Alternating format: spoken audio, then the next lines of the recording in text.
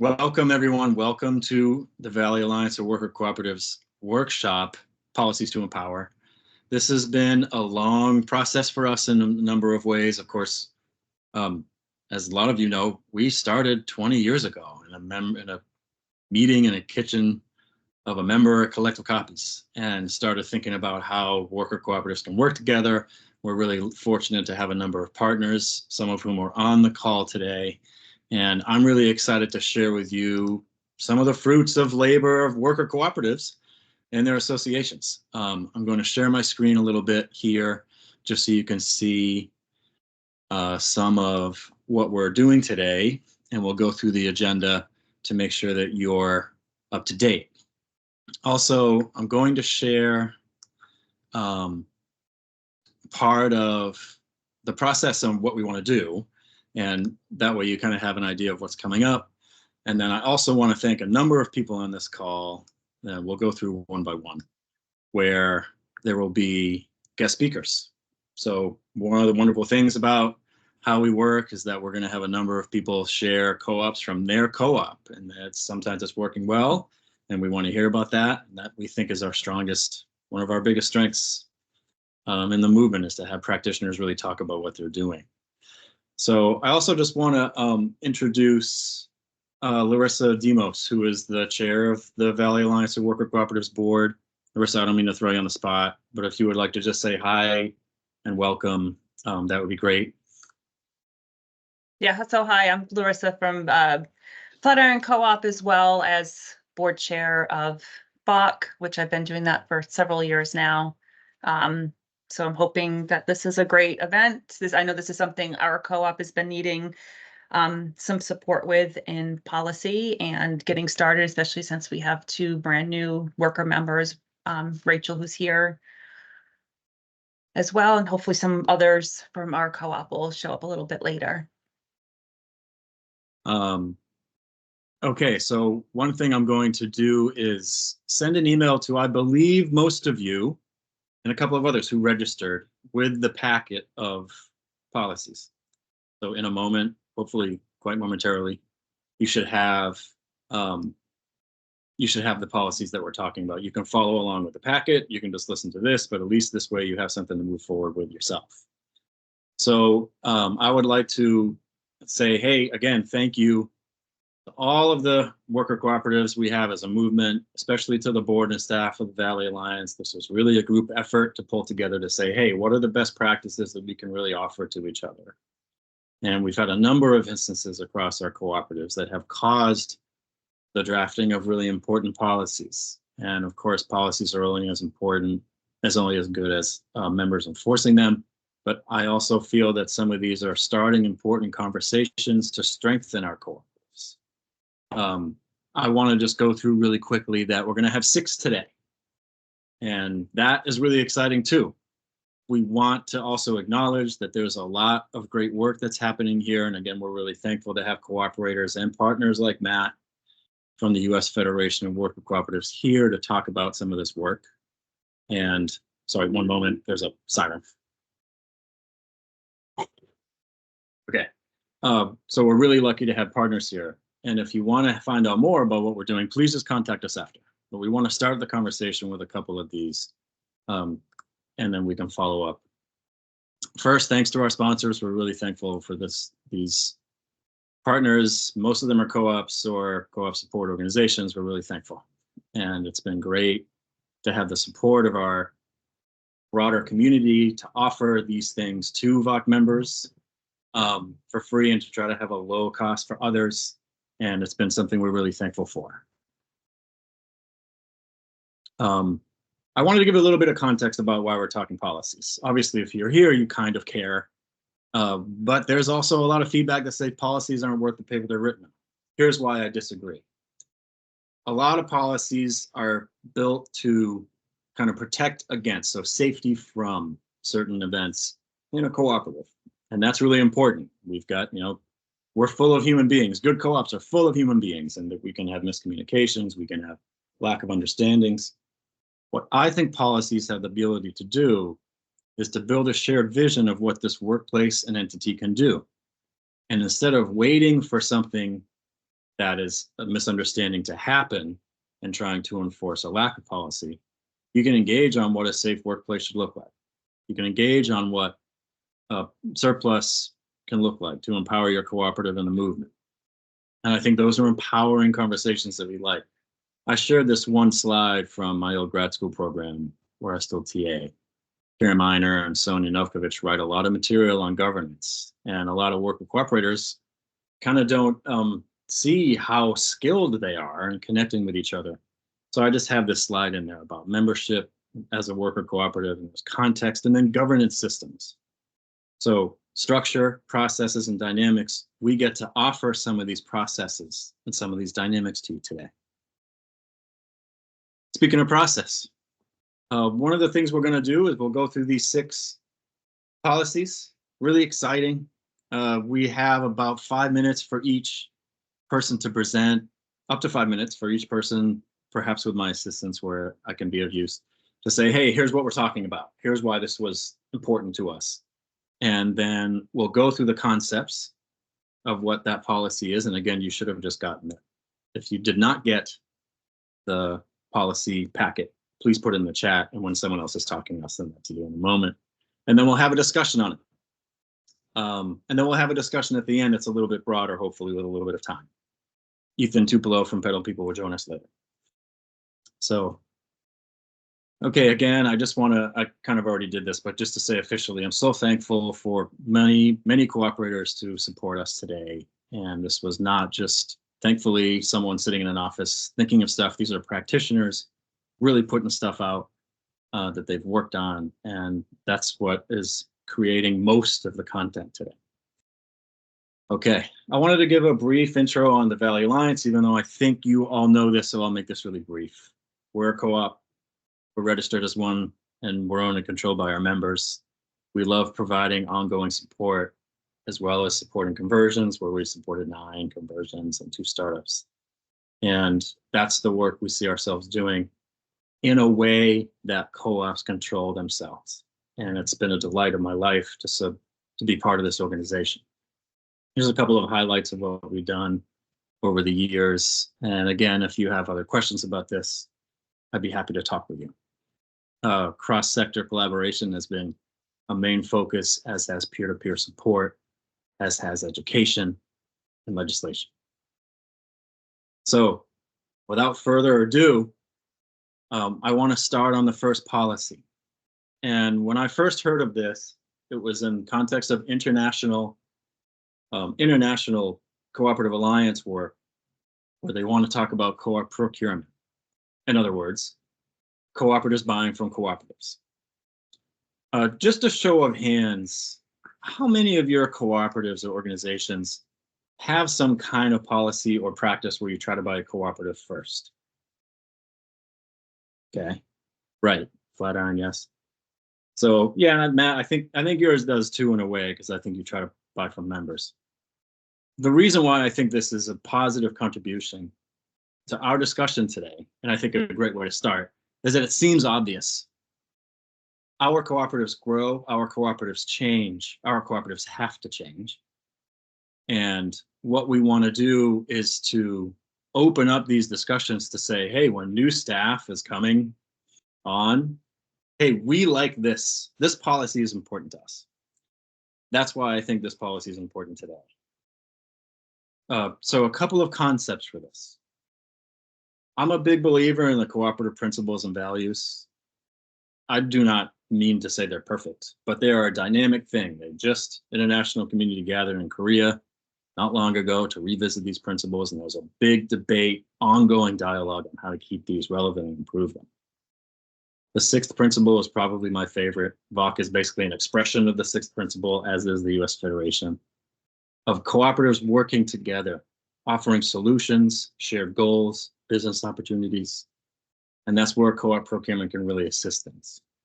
As someone who used to work at Collective Copies, I was very close to the conversation of, hey, if you believe in co-ops, use us. And if we do something wrong, tell us. We need to keep learning. Something else is to formalize a mutual commitment to each other across worker cooperatives and the co-op movement in general. And then lastly, we have that article there that talks about this procurement method and why it's important. So I think, and Larissa, thank you. I think a couple people didn't get the packet, but now we should be okay. And the thing that I really love about the procurement language is that you can change it. You can also add things. I was talking to a couple of people about this before, and they said, well, what about other kinds of business? If you can't have a cooperative, can you prioritize other things? Yes, absolutely. Take that document and I will send, if you want, just email me back and I'll send you the Word doc. You can also probably cut and paste, but like I'm happy to send the Word docs on this and add other things. Social enterprise, unionized workforce, whatever you've got is really important. And I think that's another way to prioritize where your dollars go. Obviously, none of us are millionaires, but I think it does matter where we put our money in many cases. And one of the great things about the Valley Alliance is that we try to quantify how much co-ops are using other VAWC co-ops and how much we're using from the cooperative community. And I'll just say that one of the reasons that I could get collective copies to use pedal people in one of our shops for recycling and trash hauling was so I could say like, right, but we could be like the best. We could have like a really high number in intercooperative purchasing. Wouldn't that be kind of exciting? And of course, people were already into it, but there was a conversation about. So to be able to balance business, cost, values is something I get really excited about. Okay, you've already got the policy in your hands. I wanted to open it up for discussion.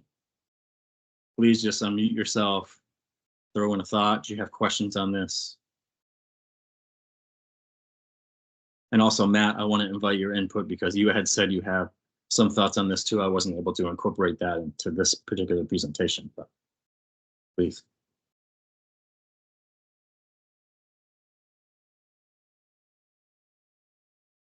Oh, you're too easy.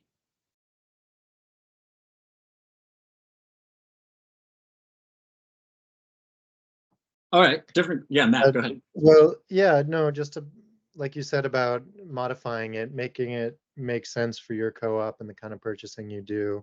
You could say from worker co-ops, and then from, if not available, from co-ops in general, if not available, from solidarity economy entities, and a little definition of what that could sound like, and by local when possible. You could really layer it to a way that fits your own purchasing.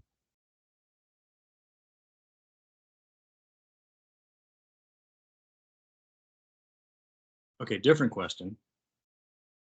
Why do you think your co-op doesn't have one of these yet?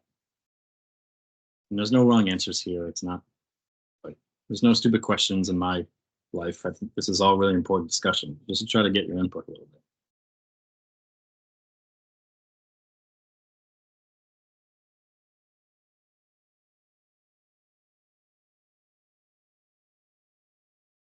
Okay. All right. Well, I'm going to move forward with this one, but I'll share, Adam. Great, please. Well, 2 points to backtrack on. I'm sorry you have to listen to this, Buzz. To backtrack on the, modifying it. Another thing I think that's important is for co-ops to commit to promoting their goods and services to other co-ops. It kind of has to go both ways because there's just that need for connecting the dots in our community at this point. And why there isn't, it's something I work with the cooperative professional skills, and we try to source things from co-ops. We don't source a lot, but we do. But I think everybody would experience this, which is there's a sense of compromise. And how do you evaluate if you don't find the perfect, the 100% match in a co-op business? How far do you go? So that's just something I think businesses weigh. Thank you, Kathy. Other thoughts on procurement? Let me ask this one. In your co-ops, do you ever report on things you're buying or have a values aligned statement on where your money goes? Just a hand up or a yes. That's something that we really value at the Valley Alliance. And some of our when you get our invoices for dues, we ask a couple of questions. How many members do you have? How many employees? And one of them is, what are you spending in the cooperative movement? And so in a way, some of you kind of already have that information, which is really great. And I know you're already busy and overworked, but this can be a really wonderful thing for your cooperative and for us as a system to show the world that we are really trying to use each other and to build collaborative feedback loops in order to explore more justice in the market, to explore more emancipation of labor in the market together. And that can be a really powerful thing. And yes, I'll just share that as someone at Collective Coffees, we started selling equal exchange coffee and chocolate and tea in 2006. And it really opened up people's minds about what we're doing and what we should be doing. And it was a really powerful process. And of course, the coffee was great. Okay, thank you for that. And again, in the chat, please just let me know if you have any particular questions. Any last things on procurement? Love it. We'll have a chance to go back to. Okay.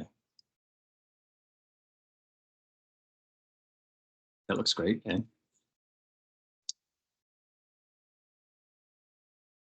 Okay.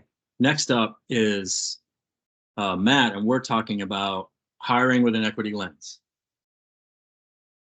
Welcome, Matt. I would just like to give a really short intro to Matt and the United States Federation of Worker Cooperatives.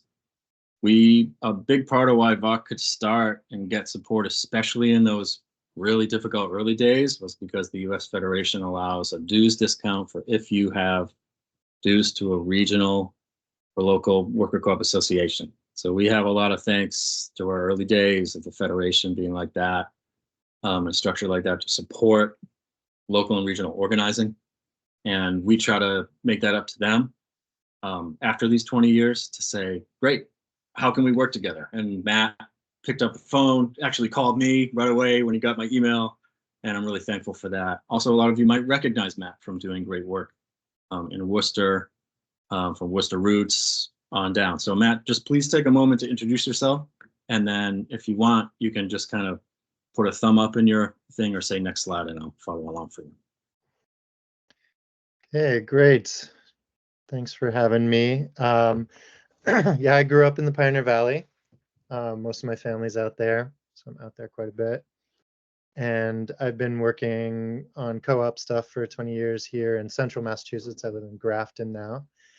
And I was a worker member of Future Focus Media Co-op for 10 years and kind of got involved in the US Federation of Worker Co-ops through my, as a member and then doing peer advising. And now I work with the Co-op Clinic program, which is the technical assistance and training program here at the US Federation. So yeah, let's talk about hiring policies, and especially hiring policies, with a racial justice lens on each component that we'll be talking about. So the Co-op Clinic, like I just mentioned, yeah, just real quick, is the basis of our technical assistance is a network of peer advisors, people in co-ops that support other co-ops. And a lot of the resources that I'm going to share here are from lots of other great co-ops, including Anti-Oppression Resource and Training Alliance. I just want to shout them out because a lot of, the basis for that is from Aorta.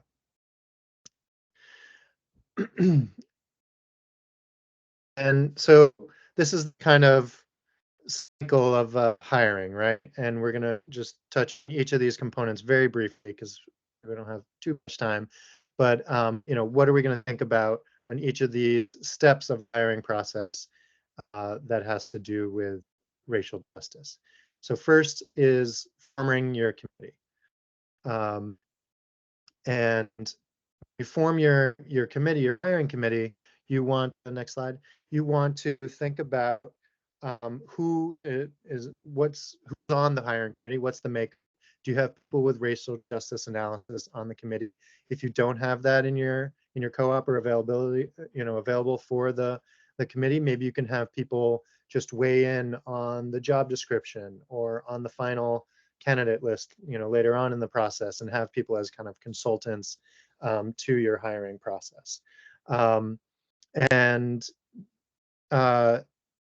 Yeah, and then you want to be clear about the authority of the committee, right? Is the committee going to make a proposal to the general manager? Is the committee empowered to make the decision? Set that out from the very beginning. And then you want to train the committee. You know, it could be useful to do anti-oppression training specific on hiring.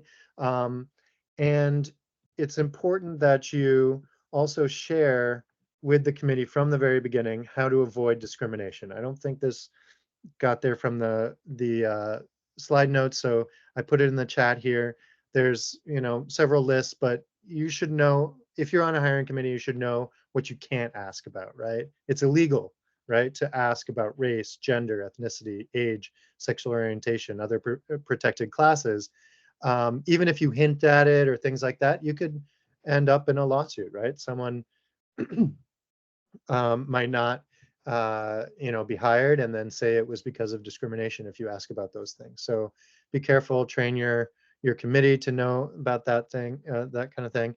And then maybe you can have a lawyer or HR consultant, you know, do some of the training of at least one person who can guide the process.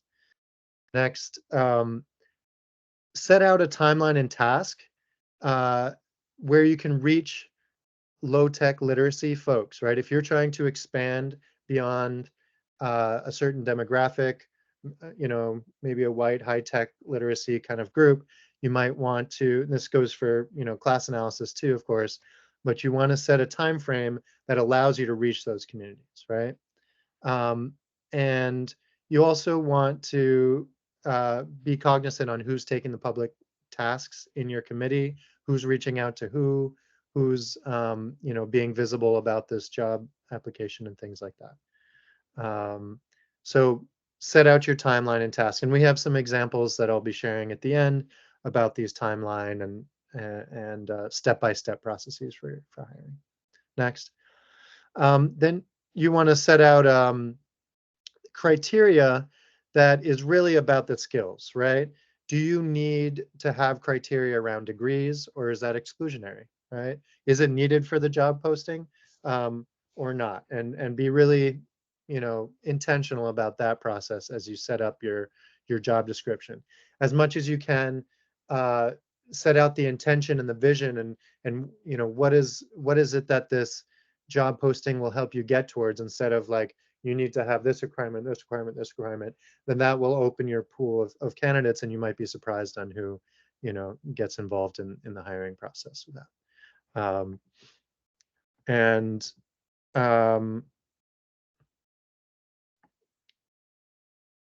so then here's a list of starting criteria that might be helpful for you to have.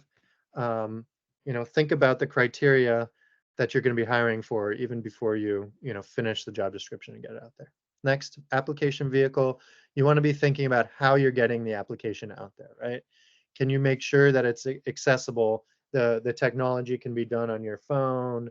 If there is an application, right, that can be done, or are you going to have printout, you know, posting somewhere? How do you make this the application process accessible, the distribution of the job description accessible? Do you want to require a cover letter and resume, or do you just want, you know, a quick application and then follow up for resources, right?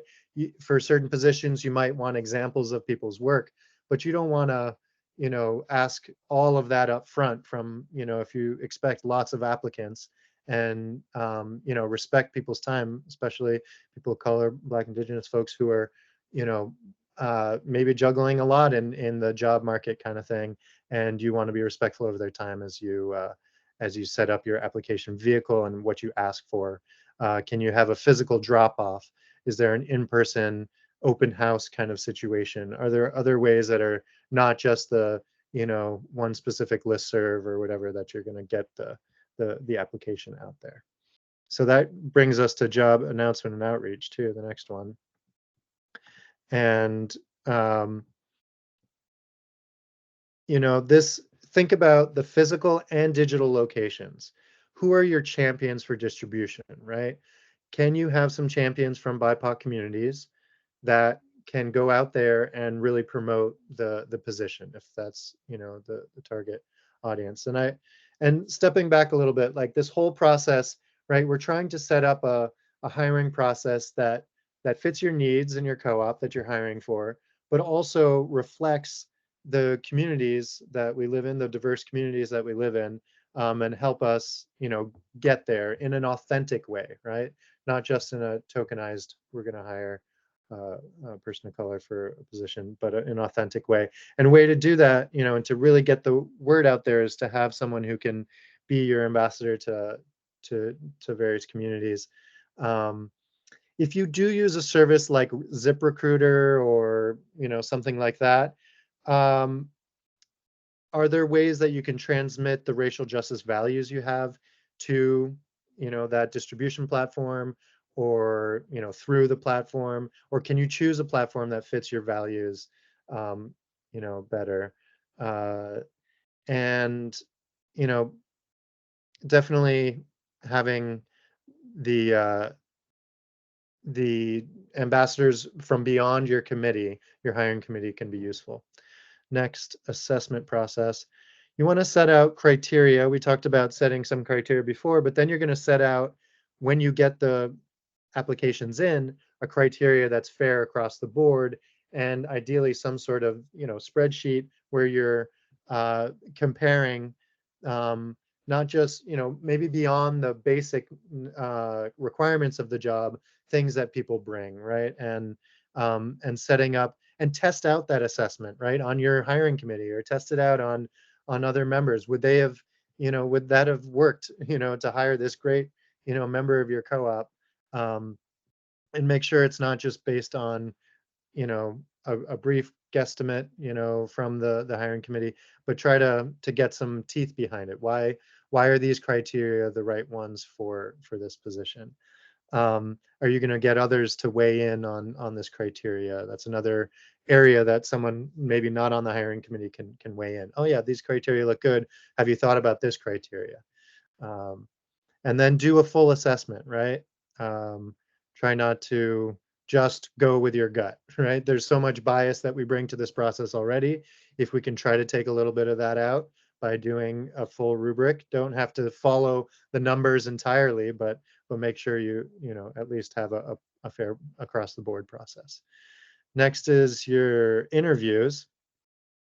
Think about who's in the room doing the interview, and set up your interviewees for success, right?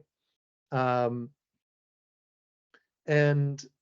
even before we get to the interview, going back, sorry, real quick on the assessment process, don't just throw out an application because there's minor errors in the resume or a cover letter or something, unless you're hiring a copy editor or something like that. That people are juggling a lot. That's a way that racism and classism can just infiltrate our hiring committees. And I say this from being on many hiring committees and doing things the wrong way in many of these steps, right? And I'm trying to learn and improve on a lot of these things. But yeah, not letting the presentation of the resume influence you, unless it's a graphic designer that you're trying to hire for. And also, wherever you can take out that personal judgment. I guess those are some things. So again, in the interviews, you want to set up people for success, right? You want to try to break down the power dynamic as much as possible.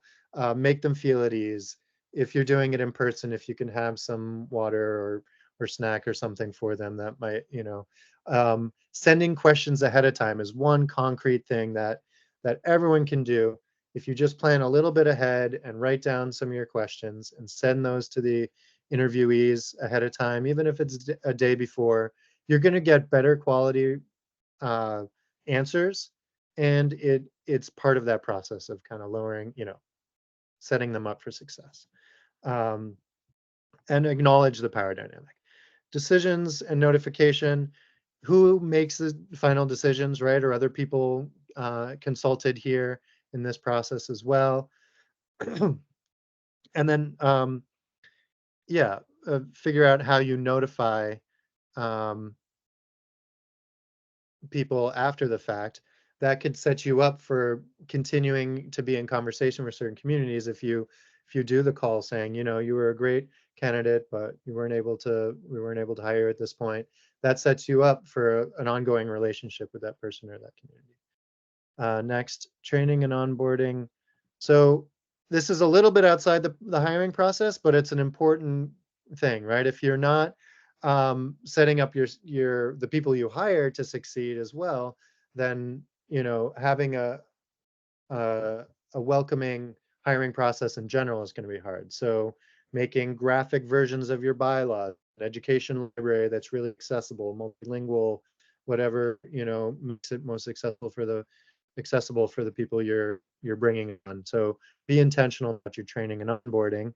And then there's, of course, the ongoing work, right, of culture. Have you discussed how anti-Black racism shows up in your personal, interpersonal, organizational, institutional, and cultural levels? Like, have you worked on that at each level in your co-op?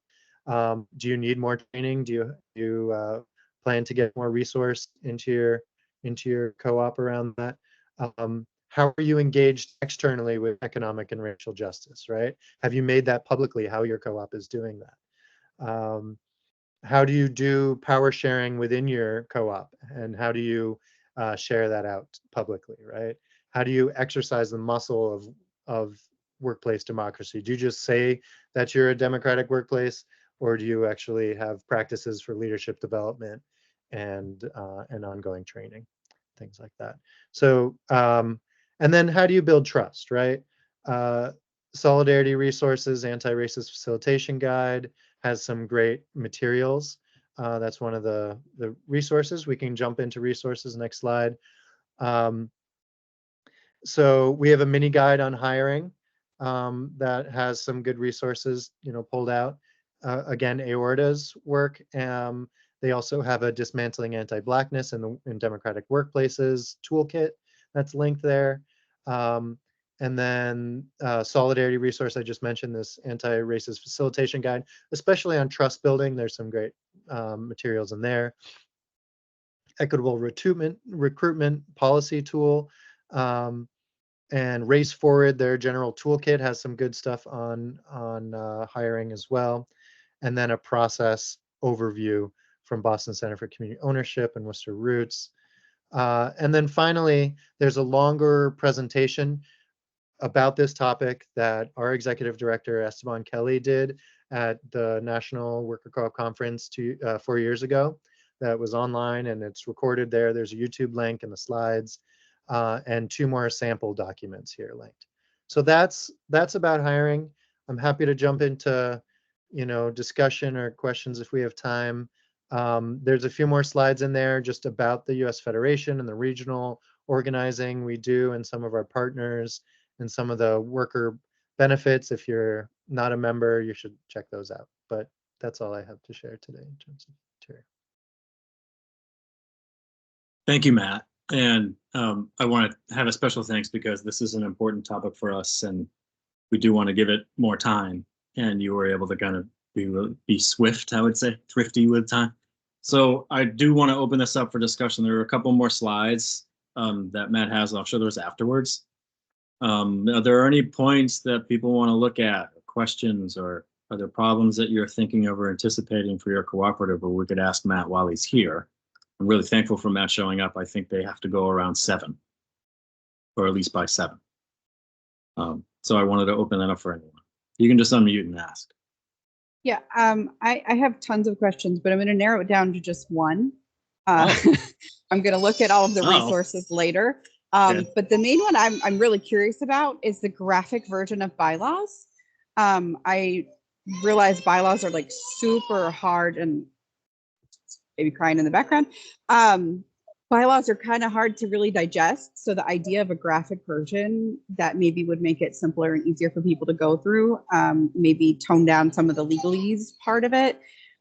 Is there like examples of this somewhere that I could reference? Yes, they're in the chat. I have 2 that I have made for co-ops and have their permission to share.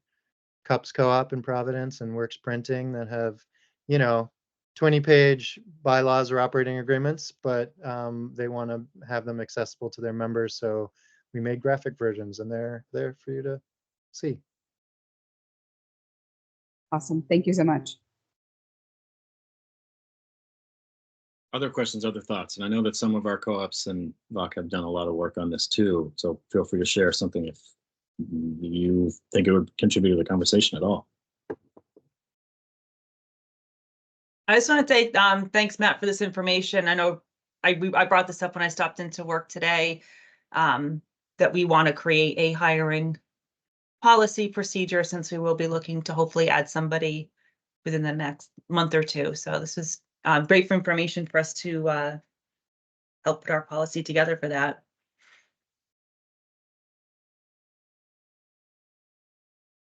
And we will share the whole slideshow with all of you.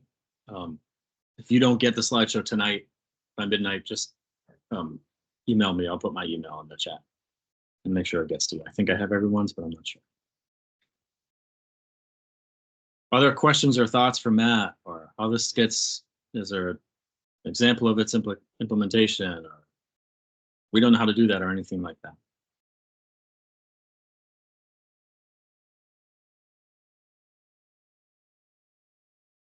Special thanks to you, Matt. You please welcome to hang on for more. And I'm just going to go through a couple of more slides that Matt gave us, and then we'll move on to the next policy. And again, I just want to say, if you have questions during someone's presentation, especially mine, please feel free to interrupt the presentation so we can have your input. We're way more interested in you understanding what we're trying to say than trying to get to things quickly or anything like that. The discussion is really important to us. And I think that there can be a lot gained there.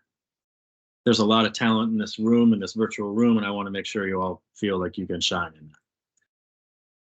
Regional organizing is really great. We're one of many, and it's really great that Matt shared the map with us so we can show that. There's also some really important information about dental insurance and vision insurance through the Federation. The Co-op Clinic is a good resource. And again, you'll get all these slides later so you can see what's going on. Yeah, just on that last slide, there, we exist as the Federation to help you connect with other co-ops. So that's great that VAWC, you all are doing that regionally. If you want to do it nationally, we have a Slack you can jump into, member councils, peer networks, lots of ways. The conferences, the national conference is in Chicago, September 12th through 14th. There's more info at conference.coop. Thanks for having me. Thanks to you, Matt. Okay. We're going to go on to the third policy. So we're almost halfway done, and we'll take a really short break, not off camera or anything like that, but we'll just kind of take a moment. Here's one of my favorites, and the concept of trying to strengthen cooperatives, especially worker cooperatives, came to the fore during COVID. The Valley Alliance of Worker Cooperatives Co-ops did okay. I hesitate to say did well, because I think it was a struggle for everybody. And this obviously fell across lines that were associated with class and race and gender, where things got harder for different people. And I'll just say that one of the things we want to do is to think about how we learn from that experience into the future. Also, Karen Miner, who's the managing director for the St. Mary's program, the International Center for Cooperative Management, which is a phenomenal program that has given me so much. I went to their graduate program and graduated in 2019. It's a virtual learning program, so we can do it online. Karen says that surplus is a superpower of cooperatives. We're going to get to why, but I also wanted to quote the third principle, talking about how members should be utilizing these financial tools or financial instruments that are part of their co-op to further their mission and to strengthen their cooperative for the future. This is also something that the International Cooperative Alliance talks about a lot. And they, again, I mentioned them before, founded in 1895, the ICA is a home for cooperatives of all kinds throughout the world. You can see that there's different populations throughout the world here, and they're doing incredible work. And their history is actually quite incredible too, with, through international wars, cooperators working together to support each other has been really inspiring. I want to share two examples that are not local. Who here has heard of Mondragon? Just throw your hand up if you have. Hey, this is a great mix. So for people who haven't heard of Mondragon, would someone who's not me like to share 60 seconds on Mondragon? Versus Matt, Charity. Charity, I want you to ask more about bylaws. So or about anything. So Mondragon is itself a cooperative. It's a complex of, I think, 80,000 members with billions in revenue every year. They were started in the 50s from a Catholic priest who was assigned to Rust Belt, Spain, in the separatist area in the Basque region. There's fascinating information happening with Mondragon. They started and have become the preeminent example of what worker cooperatives can do in the world ever. They have high tech. They build what appliances, refrigerators, ovens, things like that. They have high tech industry left and right. They have hospitals. They've got high schools. They've got colleges. They've got everything you would need. And one of the powers that they use was surplus. Why don't we have more Mondragons? Because we've got to have real financial conversations with cooperatives contributing to a center that supports them. But it takes time for that center to deliver value.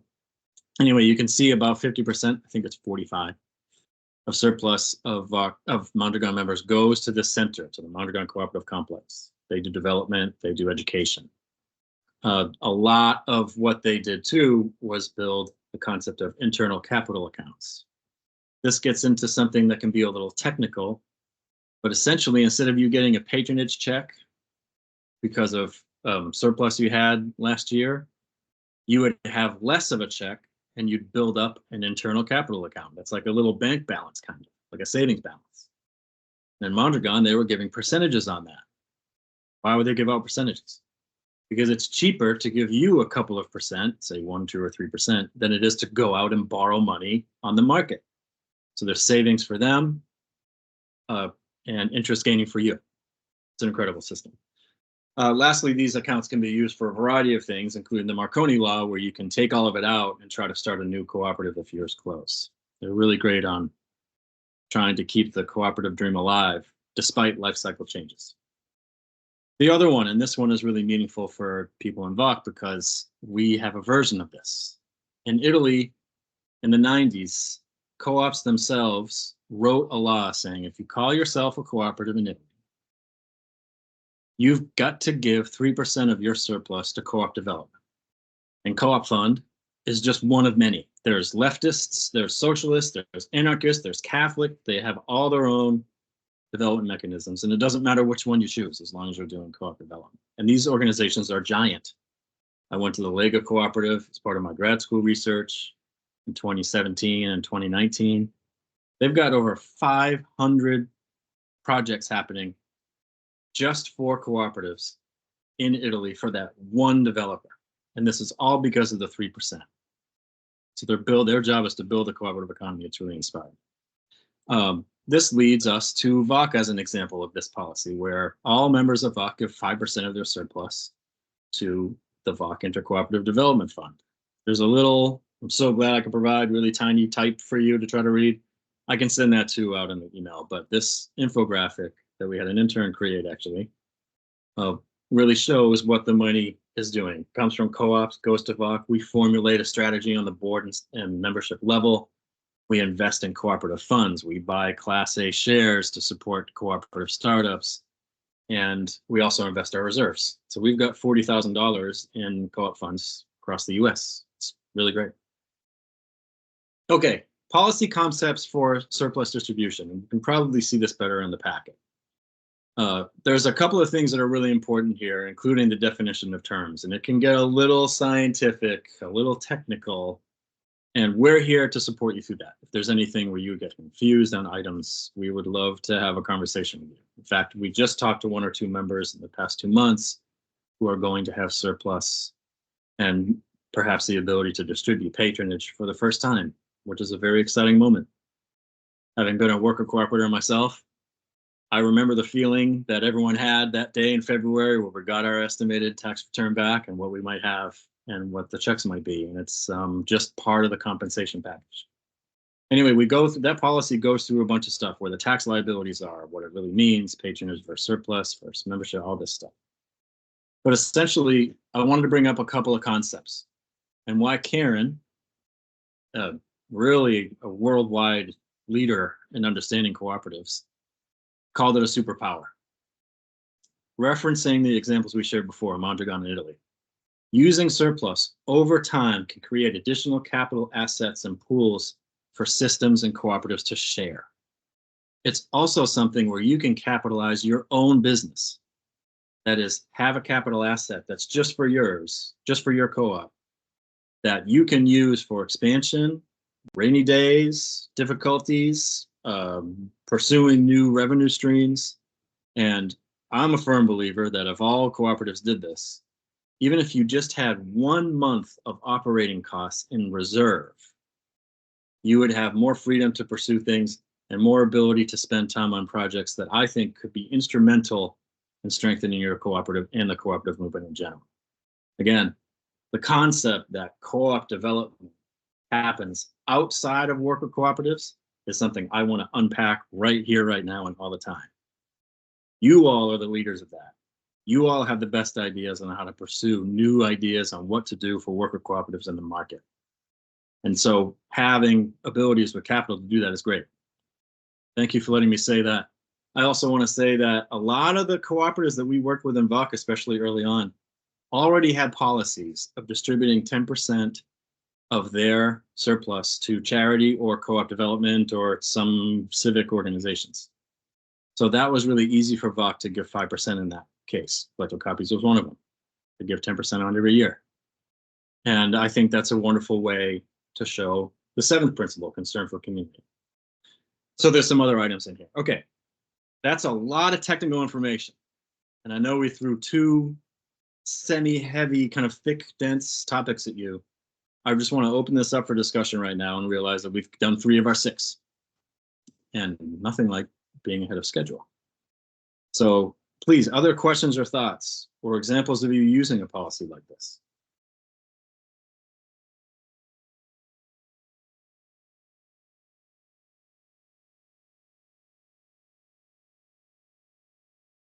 Thanks for sharing that, Matt.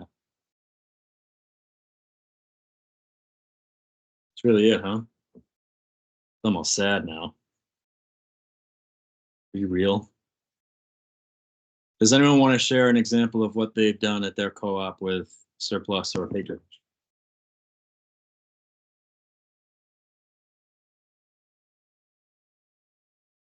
Does anybody want to ask what some of these terms mean?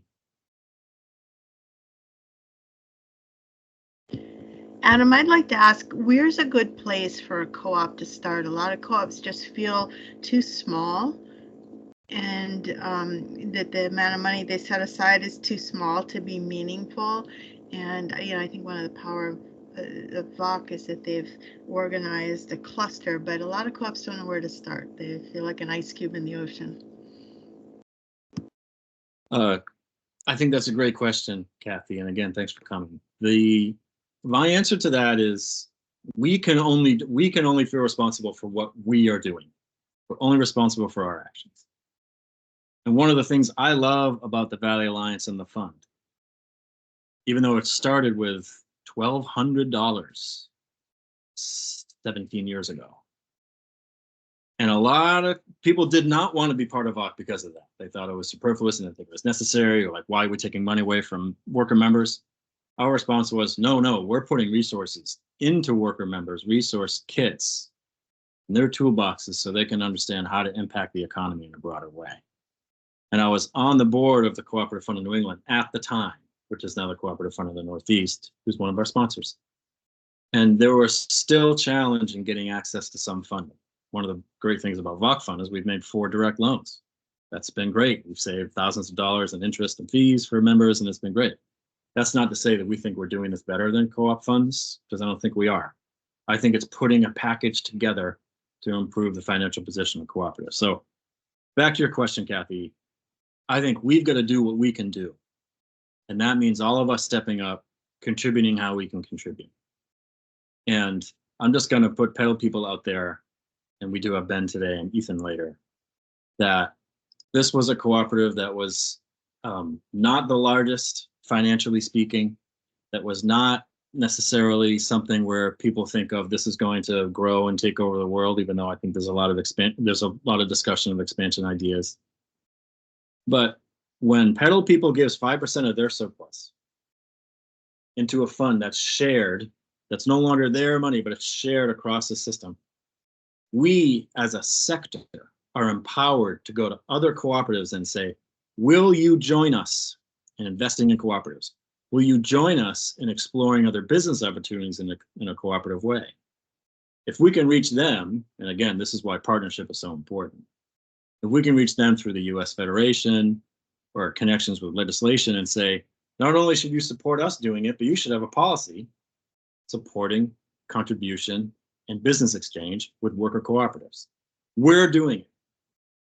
Very few people I find want to be someone who they're leading the charge on behalf of another sector. We've got to support ourselves first. I know there's a long answer.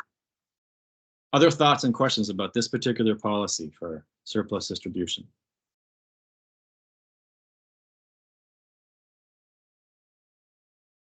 It's easy. Should I shout out Larissa or Charity wanting to say anything? All right. Yeah, I have a feeling it'll be a little while before we get to that. Well, hey, that's But we do have a very tiny savings account that we have a special name for. So when things come up, we've got a couple dollars in the bank, but someday it would be nice to have this discussion. Is the special name My Espresso Machine Kick the Bucket During Christmas Break? No. We Okay. have a separate savings account. Okay, I don't know why I Yeah. thought of it. I mean, I'm just like totally. Yeah, and honestly, that's probably my favorite part of the contributions into the VAWC fund is we probably wouldn't be there right now without it. Okay, I appreciate that. So, okay, the next one, Larissa, thanks for talking. It's a great segue.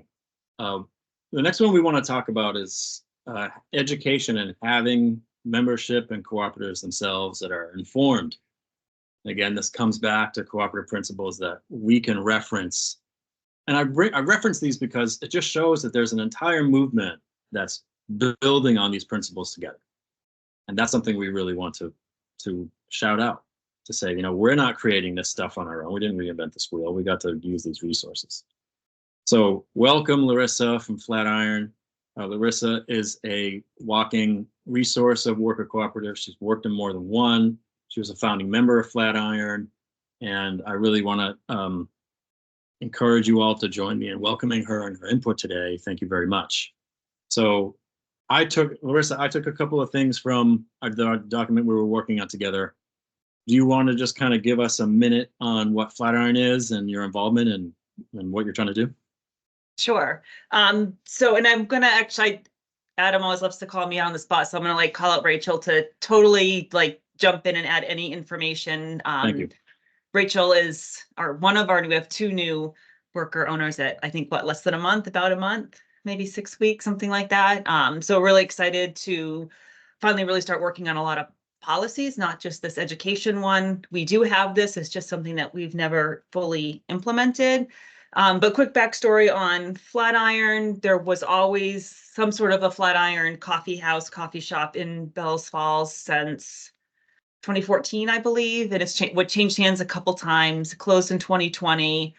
And myself and two other people reopened it in 2021 as a hybrid multi-stakeholder co-op. So we have worker and consumer members. And I'm hoping our consumer board member will be logging on very shortly, maybe to add a few things in as well. So yeah, we opened the doors in 2021. We had a lot of changes. So we would start projects and then membership would change. And now we've got a solid 3 of us and 1 part-time person. And we're hoping to expand on that at some point this year. So we basically reopened because the community loved whatever version of the Flatiron was there. It was always a great community space. And I'll talk a little bit about some of that with made some notes on education, supporting our community as well. You can go to the next one. And I'm not going to read through every single one of these. I just kind of pick some highlights of what we're trying to do to also continue to educate me. Education is very, very important to me. I've been trying to do more of that in the last few years, being involved with VAWC and co-ops.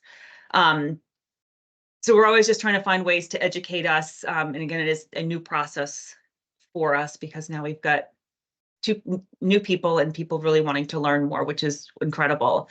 So on the second one here is supporting dialogue on budgeting and education, especially for the budgeting part. We're currently meeting every Friday to talk about where we are financially, where we want to go, talk about our budget or what little bit of a budget that there is, to decide what we want to do next. It was even this afternoon when I stopped in, we kind of had a brief conversation of like, on Friday when we meet, let's bring all these things to the table.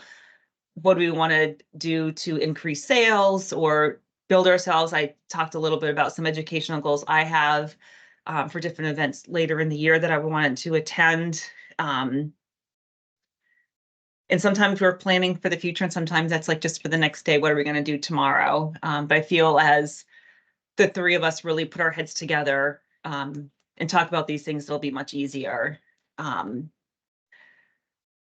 So collaborating with other partners, of course, we do a lot with VAWC already, being on the board, but also I've been some sort of a member with VAWC for over 8 years, maybe 9 years now from my previous co-op. So just a lot of education of what co-ops can do, how beneficial that they are. We're also members of the U.S. Federation of Worker Co-ops and Shared Capital. And we do connect somewhat with NFCA, the Neighboring Food Co-op Association, for being consumer owned as well. So we do get some support and education through them. Let's see what the next one. Oh, I can actually go back. I'm sorry. I'm reading 2 different pages. Trying to think what else I wrote down here. Sorry about that, Liz. No, I wrote a bunch of notes, but now they're not related to, so I think we are on to the next one on some things that we're doing. Yeah. So encouraging our existing members, which we are slowly trying to do that, seeing how that works. It's great that Rachel was able to, be here to learn a little bit more about how co-ops work and operate. And I think I talked about this a little bit earlier with biannual conferences and participation. We are trying to find ways for some of us to go to these things and then have staff available to keep everything running at the same time so we can be there. And somewhere I was putting in here with, God, where is it on here now? Sorry, it's like small print to me here. I should have wore some stronger glasses. But yeah, there was something in here about like encouraging, especially like young people. And the 2 new hires we have are young people. And I think for that it's really important that we did hire some younger people as well, because we can really educate people on the co-op movement. And I know Rachel's made some great comments in the past of, being part of a co-op that you have a say in your work. We're trying to create meaningful work so we can be better members to our community and having an environment where we really care about our workers and not just so much of what a profit is, because definitely in our line of business, profit is usually the last thing that ever really like comes out, but at least we're having a great time and it's sustainable as of this point. So just keeping up that education going. And then also for education to like the general public. So we're showing like what we're doing in the community to support our community. So we have Table 7 that we created last year. So I think it's just about a year old. So we have a food program for the food insecure, which has come up a lot in Vermont recently and a lot of people who are unhoused have lost their ability to stay in some of the area hotels. So we've been lately I've seen a little bit of an influx in people using that service. It's a community space where people know that it's safe to go into. We're really known as a safe space where anybody can come in and there's like 0 tolerance for anyone who is not treating people with respect based on their age or gender or anything. It's just, we're known for having that type of an environment. And then we do a lot for volunteer work within the community. I know Rachel and Izzy haven't participated as much since they're so new, but we will start talking about different things that we can do in the community. I, in the past, have done so many different things, including painting fire hydrants for things in town, just keeping the town beautiful. And not a lot of business owners in town actually do that. A lot of them will just throw out a donation, but we're actually trying to show up and do the work. And the latest project I've been working on is the committee with the local farmers market. So we're kind of like promoting how co-ops in general want to help people with food insecurity and have people the ability to access to local and healthier food options. Trying to think where the next part was. Oh, there was a part on here. It might be the next slide. I have no idea. I don't think so. The next there's one is just none the of it. Okay. discussion slide. No, okay. So there was talked about connecting with like-minded co-ops. This has been something we're slow to do, but recently we did connect with a similar co-op cafe in Cambridge. Who we've been texting. I've been texting with a little bit. We're hoping to set up an actual virtual meeting with them. But our board member and myself went down to visit them. We just have a lot of the same, obviously, like, probably because we're both co-ops in the same food industry, we have a lot of the same goals and aspirations for our businesses and training our members, training and educating the public. So we have been trying to connect with other people just for that extra support, because as much as we get all of us support from VAWC and general co-op, having a co-op that's very specific to your needs is super helpful. Because they understand the day-to-day struggles that can come up. So that's been really good. And I've got a couple of good friends that work at food co-ops. So we're getting that support on the consumer end as well with that. So yeah, I think the first thing we're trying to do is just encouraging our members to attend even just VAWC meetings, any of the national meetings, even if they're just virtually, doing research on not just co-op information, but industry information. There's a lot of stuff that you can learn about coffee and foods. And so it's just been really good to just encourage and try and find all of that time to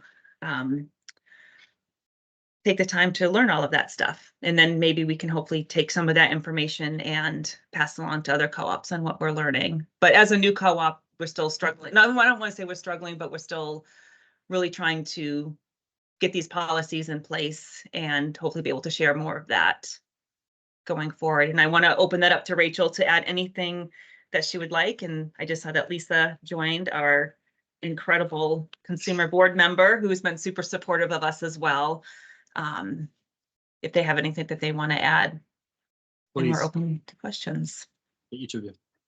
I don't have a lot because, as Larissa said, I'm very new, haven't really had a chance to do a lot of this stuff yet, except for the VAWC meetings is really the main big learning experience for me. I think that I have a little bit of an advantage when it comes to the idea of co-ops. I don't know if Larissa knows this. I did minor in philosophy in college, so the idea of some of the concepts of worker own stuff and anti-hierarchical work were not totally unfamiliar to me, and that's something that I'd love to maybe have a little blurb about that people can read in the coffee shop, just I don't know, maybe some reading material for people that we could just put out somewhere and have it look nice. And so if people are interested, they can learn more about the whole idea of what we are trying to do here. That might be cool for people to learn.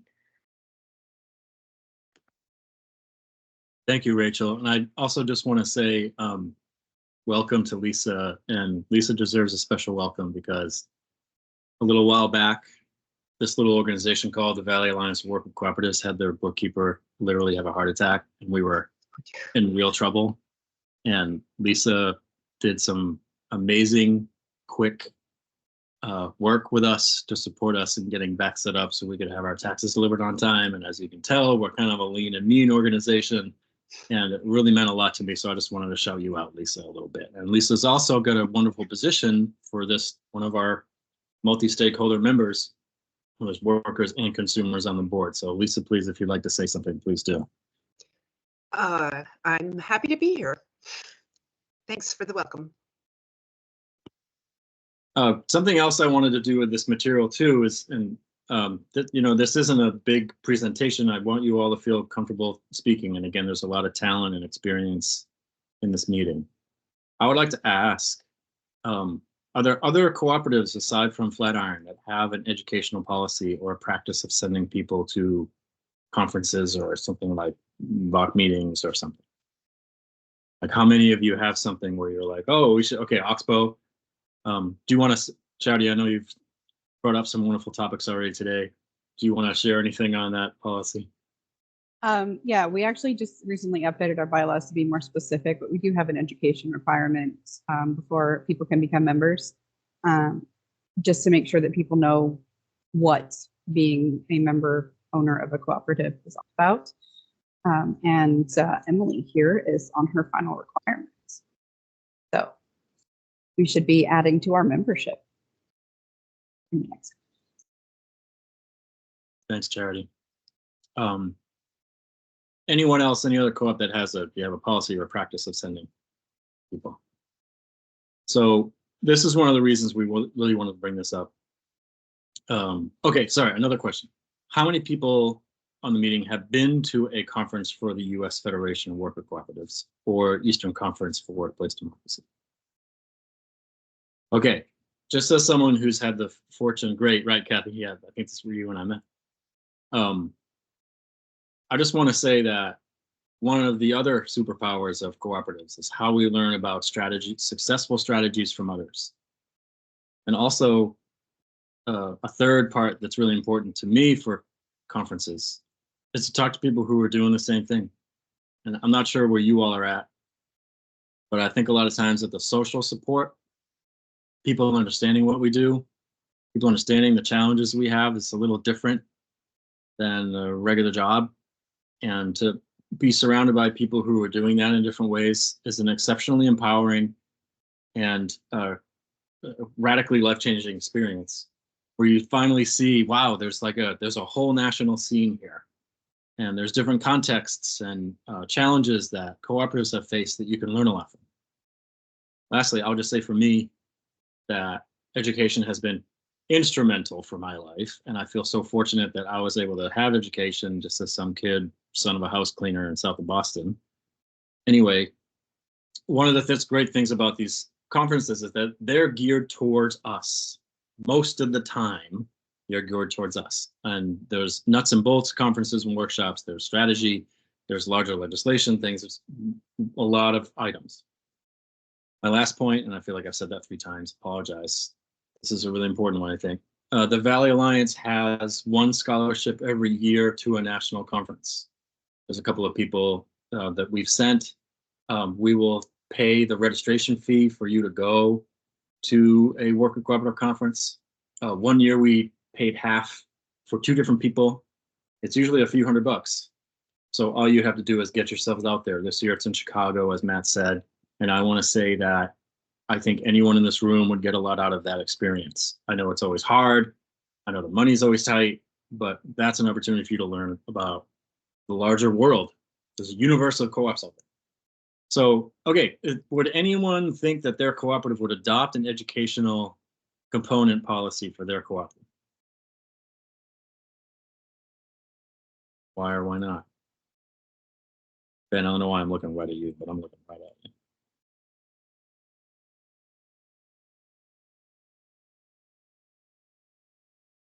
Yeah, I mean, I can speak to that a little bit. We have a mentorship program that we set up, I believe about 4 years ago, in which new hires are paired with somebody during their apprenticeship period, which is a 1-year period.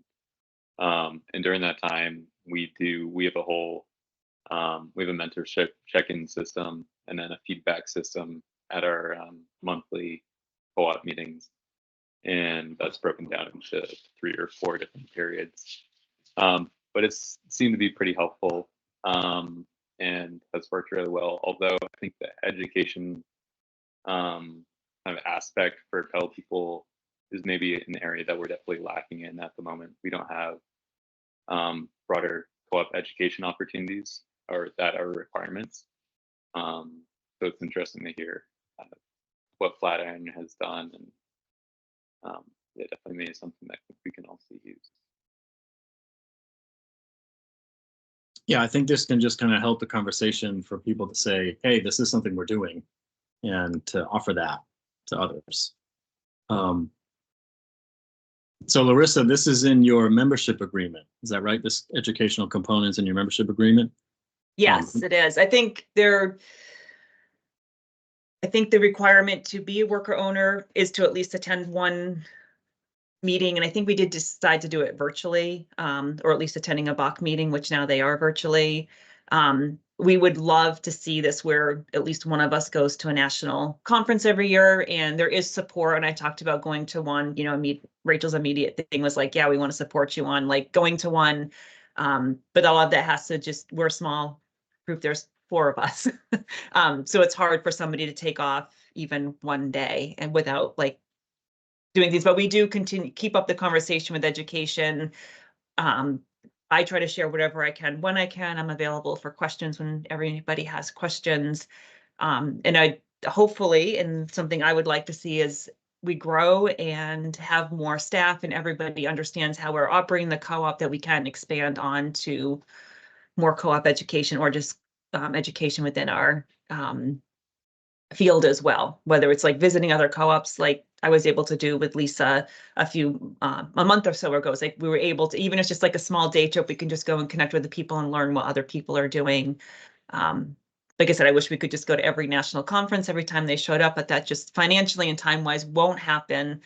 Shouldn't say it won't happen. Maybe it'll eventually happen, but right now that's not going to work. But I think just trying to do as little bit as you can every week or every time you have a meeting or make it part of the meeting is really great. And Ben, I think it's great that there's a mentor to help or like to pair up people to doing that. And maybe we'll have enough staff at some point to do that. But I just, yeah, just doing whatever, as much as you can when you have an opportunity. Like I said, I'm just, as someone who did not have an extensive education growing up, finding ways to have an education and even if, and just really promoting any type of co-op education or just furthering yourself as a person to be a better worker owner, I think is something really to be encouraged in any co-op.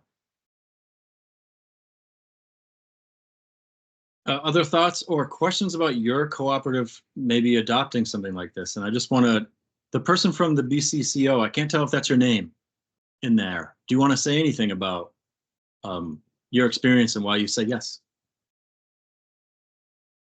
And welcome. I'm guessing that's a no, but hey, if a person from BCCO, if you want, please. Hey, how y'all yes. doing today? Hi, good. How are you? With the Boston, pretty well. I'm with the Boston Center for Community Ownership. So what I said yes to is just like right now. I mean, we do this policy education with Boston Center for Community Ownership. I think that's been an initiatives of the 2024, especially with our collaboration with Ujima Boston. And Ujima Boston is like a solidarity economy group that has been pretty much like working with other small businesses and those other small businesses are also in need of policies since they try to teach those other small businesses about solidarity economy principles. That's kind of how the work has become relevant, in my opinion, at BCCO. I've only been here for 4 months though. But what I said yes to was thinking about the co-op that I'm starting called Dorchester Art Project. And we're working on policies right now and these concepts. That's why I came to this meeting. One of the reasons why I came to this meeting on top of, you know, what I do for work, but is to figure out like, how are we supposed to go about creating these policies? And they are very important, you know, because we're onboarding new team members. And we're also trying to make sure that it's kind of like just sustainable in a way. So yeah, everybody's pretty much the team at the co-op that I'm starting is all new to co-ops in the in general. So the need for policies has become really important because we're currently operating, and you know, we can either operate as business as usual, or we can try our best to operate under the cooperative principles, and that's kind of been just like a little challenging because we're all coming from a business as usual space, and I currently happen to be the individual on the team with the most cooperative education. So glad you came tonight, and thank you for sharing that. Do you want, oh, also, please put your email in the chat so I can email you stuff. You can direct message just me if you want in there, but please put that in there and I'll send you the packet so you can have that. And then just to respond to your concept about business as usual versus principles And again, the conversation around principles is ongoing, and we are in fact engaged in some of that and sent thoughts. Thank you, Agnes. Sent thoughts to people going to Korea before, because we're unhappy with some of the language they use. We're not, we want to try to update to non-binary language. We want to open up and be more proactive about anti-racism and more diversity. That's one of the reasons we had programming today. So, and that's a larger dialogue that we feel lucky to be part of because of how the cooperative movement is structured. So again, thanks so much for coming tonight, and please stay in touch. I'll send you that item in just a moment once we get started with charity. Larissa, any other final comments about education? I know we spent more time on this one, but this is one of the biggest ones, I think. VAWC accesses a bunch of information education as a system, and one of our roles is to disseminate that. So anyway, Larissa, I don't know if you wanted to say anything else. No, I guess my only thing to add would just be if there's an opportunity for education, whether it's a small meeting like this or something larger, do whatever you possibly can to get someone from your co-op to attend and have that individual share at a follow-up meeting, or to see what they could implement back to the co-op to just help keep things going forward. Great. Rachel or Lisa, any other last thoughts from Flatiron? Okay. Thanks again for your contribution to tonight. Our next policy also involves a member of the Valley Alliance. And this is one that is important to me because I think workplace safety is really important. And it's something that I think can be passed over in many ways. And I feel fortunate that Oxbow wanted to be part of tonight's programming because there's a number of different concepts of safety. There's ones that we have where we want to have a safe space for people to be themselves, to be open to everyone, to be direct about where we want equity in the world. And also, Oxbow operates a shop, and there's sharp things and difficult things, and there's job sites that are out in the world. So I would like to welcome Charity. Charity, please just introduce yourself for a moment, how long you've been at Oxbow, and give us a little bit about Oxbow, and then we can go from there. So yeah, I'm Charity. You've heard me talk a couple times already tonight. I've been with Oxbow since 2018 and a member owner since 2020. Oxbow is a design build company. We focus on sustainable building practices as much as possible. We try to purchase local sustainable materials whenever possible. And we do have some mission-driven work that we do as a way to try to give back to the community, like working on affordable housing without making profit on it. Thus the mission-driven. Moving into the policy, maintaining a safe and productive workplace. We have had these policies since before I started working at Oxbow. There was a very rough handbook in our Google Drive that just really kind of sat there and didn't get distributed, which not ideal. And this kind of came a bit to a head a few years ago where we had an incident. One of our employees actually brought their gun and gun case into the shop. Not as like any sort of actual to use it. I believe they were trying to speak with one of the other workers about doing some engraving or something on it, on the gun or the case itself. I'm not sure what the situation was exactly. But having not distributed our handbook, in which declares no weapons allowed, there was not really any thought given to, sure, I'll just bring this up to the shop. Since then, we have made a very strong effort to keep our handbook updated, to keep it distributed, and we are making sure to get the signatures, acknowledgements. I have read this handbook. I understand the information that is in this handbook, so on and so forth, so that everybody knows, what's accepted and or expected. And like Adam said, it's more than just like physical safety. There are bits in there regarding, personal safety, personal space, your how you feel, no discrimination, anything along those lines. So there is a sample of 1 page of our handbook that Adam included in the little packet that he sent out, the shop policies page. So that shows a bit of like what we have. There is like an office policies page and a site policies page because we have multiple different places where people are working, and there are some different things that have to be considered depending on where you are and where you're working. Like working in the office, you don't necessarily need to have like vision protection and hearing protection, but if you're working in the shop, you need to have the PPE that's appropriate. I'm not sure if there's anything else I can say on that. So I guess if anybody has questions.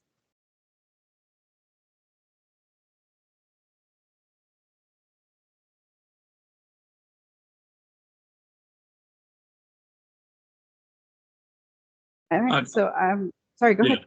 Well, Charity, I was just going to say that I think I really wanted to include this tonight because I think part of what we're trying to do with cooperatives is that the news cooperatives bring is meant for everybody. That we're open to everyone. In fact, we want to bring people who are typically marginalized from business ownership into cooperatives. And that can mean a lot of different things and cultures and practices. So to have something like this is really important. And if I may, I just want to share briefly that one of the first co-op conferences I went to, yes, I'll send you, I'll connect with you after with making sure the packet, I just sent it. One of the first workshops I ever went to was someone from the Alvarado Street Bakery, which is a cooperative, and there's frozen. I think last time I checked, the River Valley Co-op has frozen food from Alvarado Street in their freezers. And Joe said, how many of you understand that there's probably guns in your workplace somewhere? And this is particularly close to some of the co-ops in California because there was actually some disturbance between members out there. So I think that policies like this are really important. One, because you don't want things like this to look personal, which they probably aren't. It's really important to have policies like this so you can just say, hey, look, this is not a judgment about you. We don't do that here. You can't do that here. There's also legal ramifications that there's something that you don't want to have those kinds of things happening in your workplaces or workspaces. I'll also share something else, and I just want to thank Charity and Oxbow for having this kind of information because it can be uncomfortable to talk about. So what I want to do, one of the things we wanted to do this evening was to open up conversation in a safe, productive way to say, hey, we've got to talk about these things because they can really devolve and make things difficult.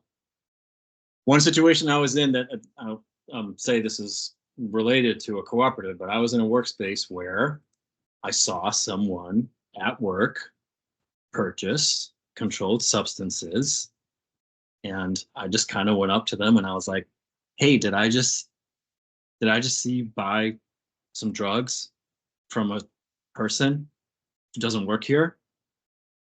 And they're like, yeah. And I was like, hey, I don't care what you do, and I don't need some kind of narc thing happening here, but you're putting me in a position where if there was in the off chance that this was going to be picked up on, putting me in a position to try to choose between you and this business when I have to talk to people who are enforcing laws.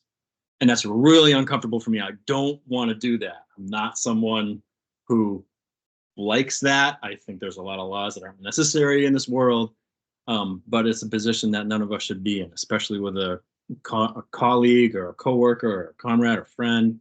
So that's something that we really pay attention to. Also, just like to say welcome to Ethan Tupelo of Pedal People, who's going to be joining us for our next policy. So anyway, there's a couple of reasons why we wanted to bring this one up. And I just want to ask again, is anyone, after seeing this or hearing Charity and I, any thoughts on what we want to talk about as far as why this policy would be something for you to consider?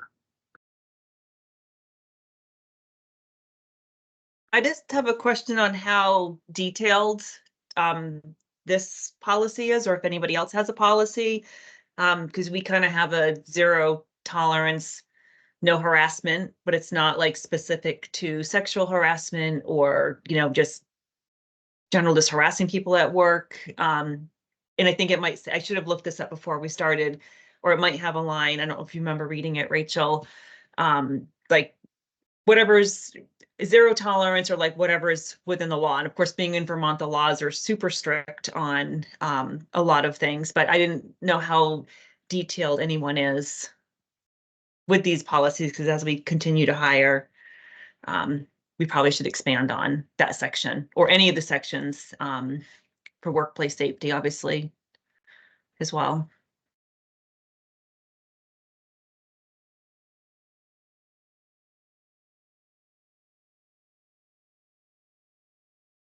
I don't know if we're frozen for Charity. Charity, I think you might. Oh, no. Okay. No, I'll just sorry. say, no, all good. All good. All good. I'll just say, just a segue, and Charity, please chime in if you like. I think you be as specific as possible. Because again, I mean, I'll just say that my family, most of the men in my family were really excited about weapons and carrying them. That's just not my thing. But that was like part of who they saw themselves as. And it was uncomfortable to say that's something you shouldn't do, whether it's in the living room or at a wedding or whatever. So I think these are issues that can be really important for people. So be specific. And I think that having a policy can be, okay, thank you, Tiffany. And that's an excellent question. And we'll talk about that in a moment. It's really important to say, hey, we just want you to know that this is what we're about. There's certain things we do here, and there's certain things we don't do here.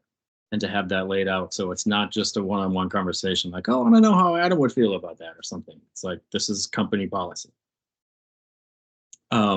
Tiffany asked a question, and people are welcome to put them in the chat. If I don't see it, please just raise your hand and shout it out. I'm trying to just balance a few things. So what, okay. Amias, thank you so much. What contemplates safety? Thank you. I invite someone else to jump in on this, but I just wanted to share that a couple of the things that we want to do with VAWC as far as safety is to support a safe workplace. That means you will not be in danger at work. If you have operations, and this is why it's so great to have Charity here and to have Oxbow here, they have tools that are sharp. Collective Copies has stuff that's not easy. A lot of our workplaces have that, including all of you do things that are probably not the safest thing in the world. To try to build workspaces that promote worker safety first and productivity within that space. One example, again, is Mondragon. When you go and watch people build washing machines in Mondragon, no one has to bend over for repetitive back strain. Everything is lifted up in an ergonomic way, and they've got ergonomic scientists going through all their factories all the time to make sure that workers can have a long, productive, safe career. Something else about safety is that one of the things VAWC wants to do is say, there are forces in the world that want your business closed or that will affect your business in a negative way. We want to support your business so that it is safe from outside competition, from lack of understanding, from breakdowns, from lack of policy. Any other thoughts from Charity or anyone else to respond to a great question?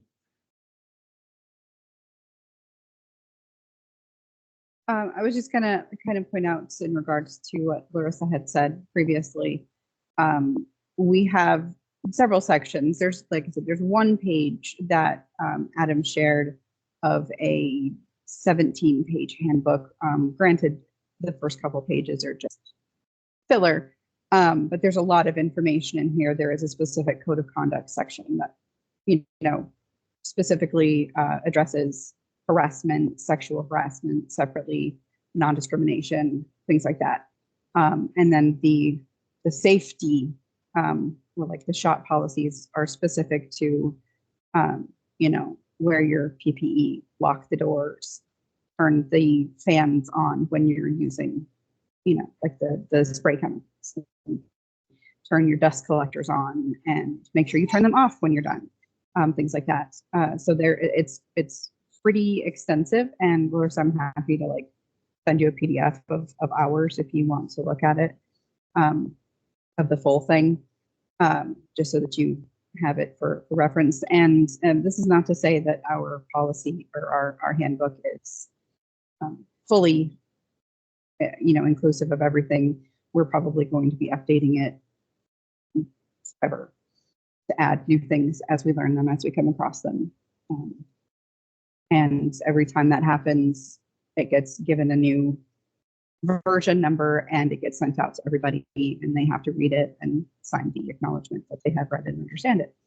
So, and then in response to Tiffany's question, that's a really broad definition. I don't know that it can be specifically pinpointed to one thing. What is safety? Safety is so many things. It's your physical safety. It's your mental safety. It's everything.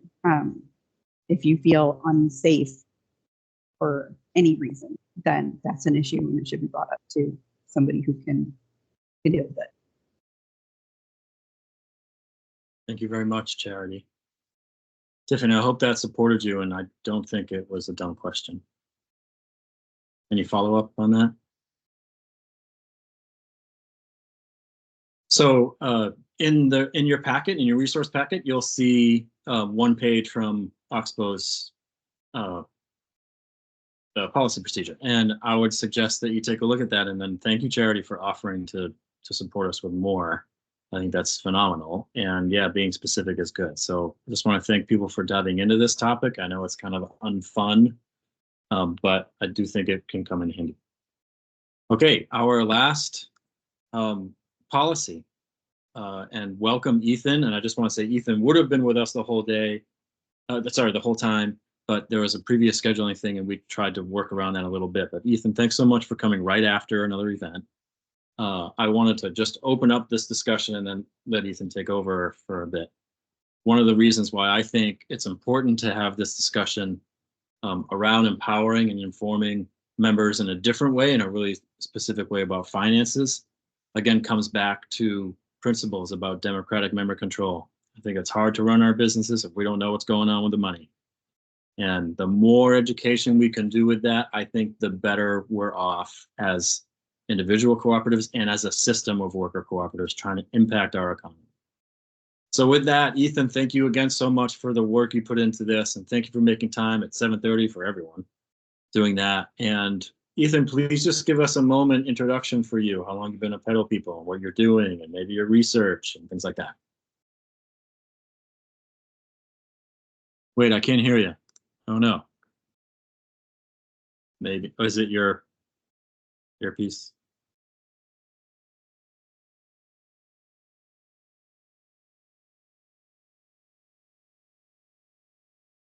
Okay, still nothing from me. Just working. Hey, we got it. We got it. Oh, it's working? Yes. Okay, great. Okay. Hi, I'm Ethan Tupelo. I've been at Pedal People since 2016, I believe. And I'm also a board member of VAWC, and I'm also currently a visiting professor at Hampshire College, which is where I'm at right now. Yeah. So that's me. Did you want me to launch into this, Adam, or did you want to do more of a intro to go this? for it. Okay, great. Yeah. So I'm going to talk briefly about our finance policies and accessibility and transparency with everything that we do. In preparing this, I actually should start by saying, like, I realize that we don't actually have anything that I'm about to say as an official policy that's like written down. However, like I think that anything I'm about to say, like if we stopped doing it at any point or wanted to change it, it would involve a collective discussion of some sort, or like if we stop doing any of these things without any discussion, it would be really weird. And that may just have to do with we're used to making decisions collectively by consensus and having these like we're so used to having these like regular financial reports that if they suddenly just disappeared, even though there's not a written policy, we would be like, what just happened? So I don't actually know if it's a problem that we don't have them written or not. I just thought I'd start with that because I noticed that when I was preparing this today. So first, I'll say we have a finance committee. Well, Pedal People is I think we're up to like at least 25 member owners at this point. So, and we have lots of different areas of the community or of the collective broken up into different sections of administration. And the finance committee are the ones who are 3 to 4 people who really like do a lot of the oversight of managing our finances. So they're usually the ones that are running the process for everything that I'm going to talk about. One of those things is in the last few years, we've started a collective budgeting process at the beginning of the year. At least as long as I've been with Pedal People, we've done specific budgets to specific areas of the collective. So like budgeting a certain amount for equipment maintenance, a certain amount for the hiring committee. But in the last few years, the finance committee has started doing a sort of like gathering everything together on one spreadsheet and looking at everything at once. And so we can see like everything on one screen at a time and sort of then think about, what is this in total? What are the relative trade-offs that we're going to be making between different areas? How does this compare to the past few years? Is the budget changing? And what are the justifications for that? Just allowing us to have this like big picture vision of what's going on with the collective. We also do updates throughout the year. The significant ones are at least a quarterly report of where we are with the budgeting process, and actually not just budgeting, but just like finances in general. So like, here's what we projected for our income. Where are we at this point? Now, is that more? Is that less?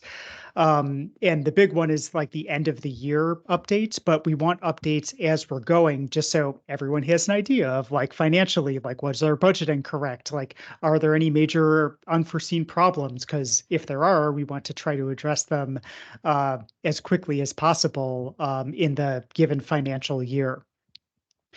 In addition to the presentations, and these happen at our collective meetings that everyone attends, all of the reports are available on our internal website.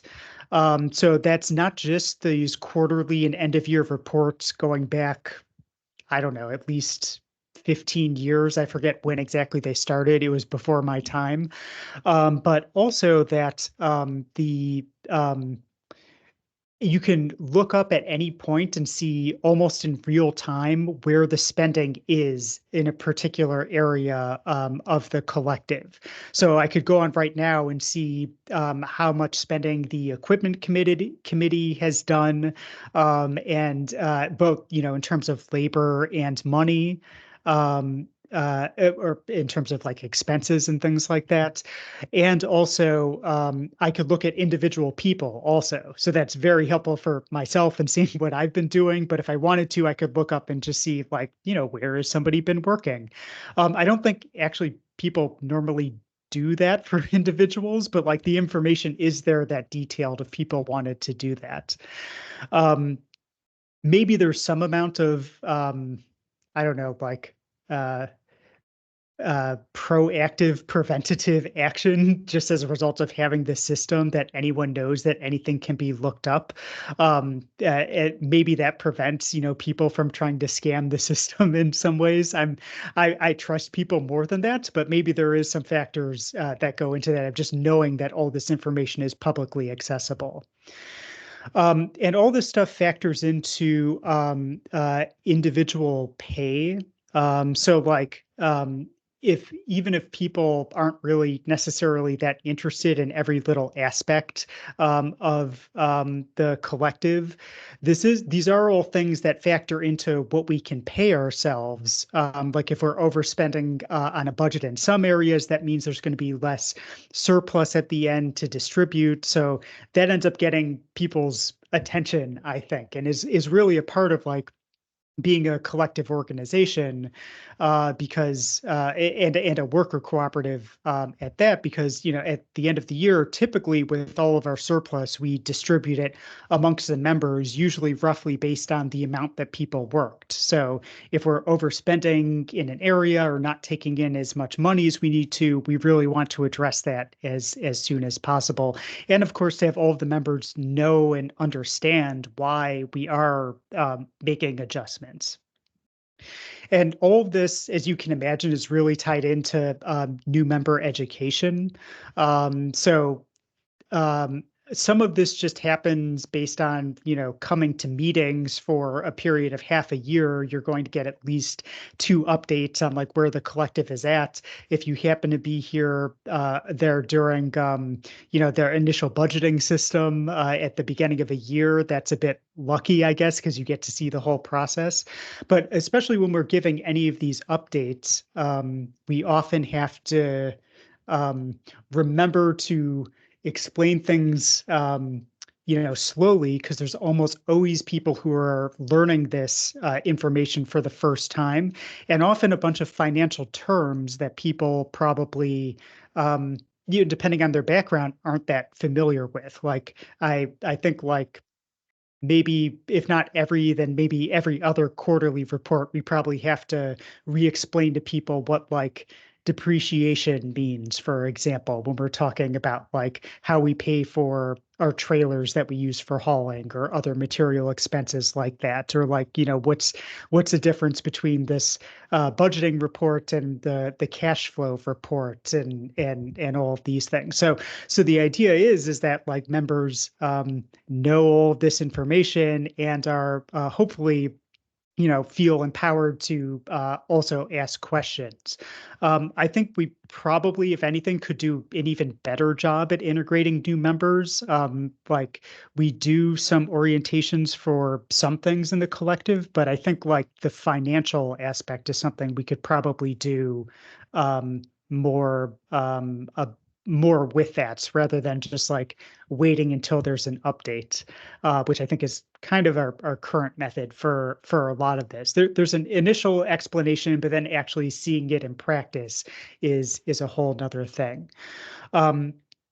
And I guess also to summarize, all of these important decisions, the ones that affect the collective as a whole, go to the full collective meetings.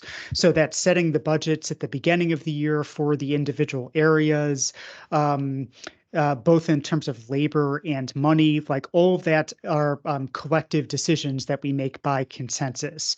But after that, the idea of budgeting for specific areas is that the committees that are responsible for those specific areas are kind of just like in charge of their budgets, and we're, sort of empowering them to make decisions and not necessarily micromanage every single little thing that, for example, the equipment committee wants to do with their budget. Like they give us a presentation at the beginning of the year, we approved a certain amount of budgets for them, and the 3 to 4 people on that committee, now we're sort of trusting them to go and do it. And if there's any major decision that comes up, especially something that's inexpensive, that's expensive, like we need to buy a new trailer unexpectedly, they would have to come back to the full collective to get that approved.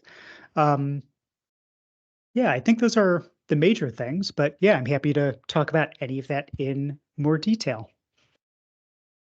Thanks so much, Ethan.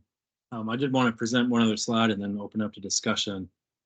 And just to thank again the board and membership of VAWC, because we've got transparent policies and practices. And so just two things I want to get across. One is that we've got a number of practices that the board really built, 15 and 20 years ago to say, okay, we should work on a budget and maybe 2 options and put that before membership.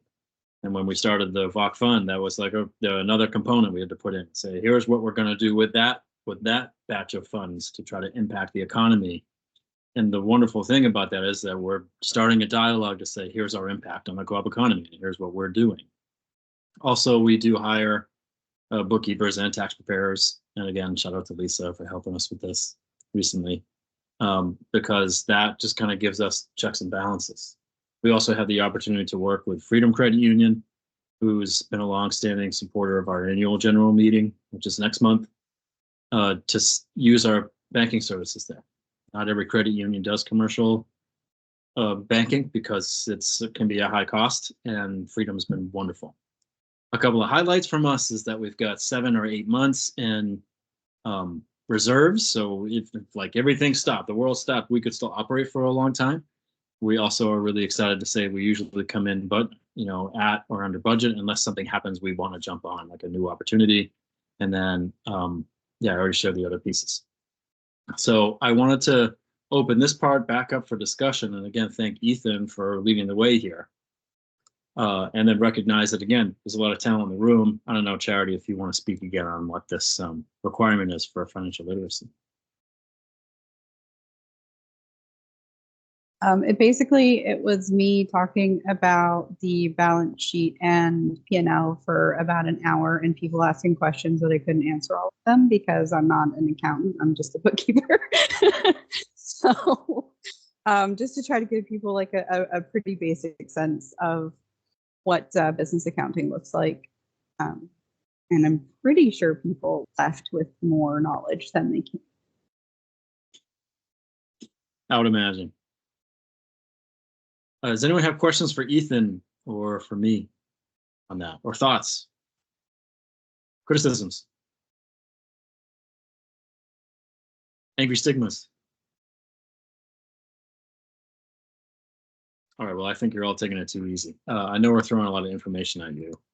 One of the great things the second thing I wanted to share with you all was that one of the great things about this workshop is that VAWC got to work with members on policies. And what Ethan and I were able to do was to take the practices that Ethan was doing, that Pedal People was doing, combine some of them with VAWC, and we had a policy proposal. So you get to have in your packet tonight a policy proposal built on what co-ops are doing, and we didn't have one before.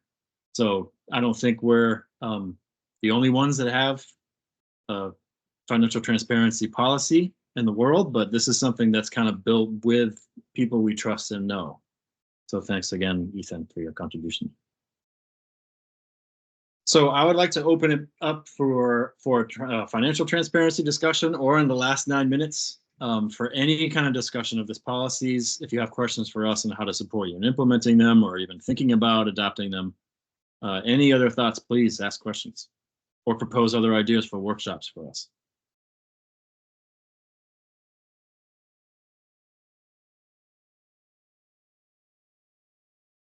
Too easy. All right, Adam, it's Kathy. I have one more. So what's the best way to originate policies, or in practice, how is it done? Is it done at the board level, or come up from departments, or just whatever? Does anyone want to answer that first from experience inside a worker co-op? I mean, I can chime in here. Great. The basic policies were kind of laid out as, what people would expect. And it was, they were created by the original owners. We, of course, started as an LLC, not a co-op. So we had 3 owners, not member owners, until we transitioned in 2019. But moving forward, a lot of policies have come into play because of situations that have come up, and we're like, oh, hey, we should probably put something in there about that. Or somebody asking a question, is there, something regarding such and such or whatever. And, you know, if there's not, then okay, yeah, maybe we should put that in there. That's why I say it's kind of a living document, and it's going to continue to grow and change. In regards to pretty much anything, not just policy, Oxbow strongly encourages anybody in the company to come to us if they have ideas, thoughts, or anything.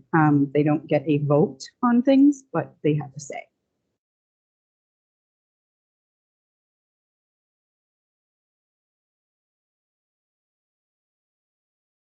Kathy, I'll just add, and thanks, Charity. I'll just add that I think in the context of where we are with worker cooperatives, that I understand that meeting time is precious. And I also understand that going in and saying, I want to have a gun policy is probably not going to be the most popular thing you do that day. That's part of the reason we wanted to do a package for you. So I think you can just you can cherry pick and pick one policy. And if we've got one co-op that adopts one policy that prevents an incident later, then this whole thing is worth it. Because 2 hours is nothing when you're talking about, you know, real challenges like this. In any event, I think that to have a resource like this, and if you have coworkers that you bring this up to, that express interest or affinity for having a policy like any of these 6, contact us, contact me, and either I can support you in trying to build a discussion if you would like, or we can connect you to say, depending on the policy, Charity or Larissa or Ethan or Matt, and to say, hey, so there's work going on out there that we could try to support and be more of a part of by presenting these. So Kathy, I think it can happen on a bunch of levels, but it's just in our case, you don't necessarily go through the board unless you have one that's where it needs to go.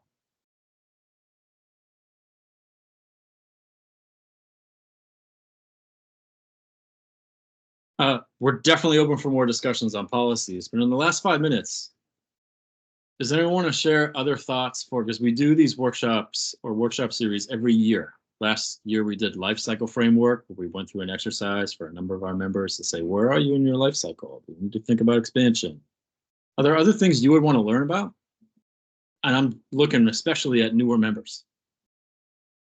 I think a lot of people, when they're new, they don't want to talk as much or something. Your fresh voice is just as important as anyone who's been here for a long time.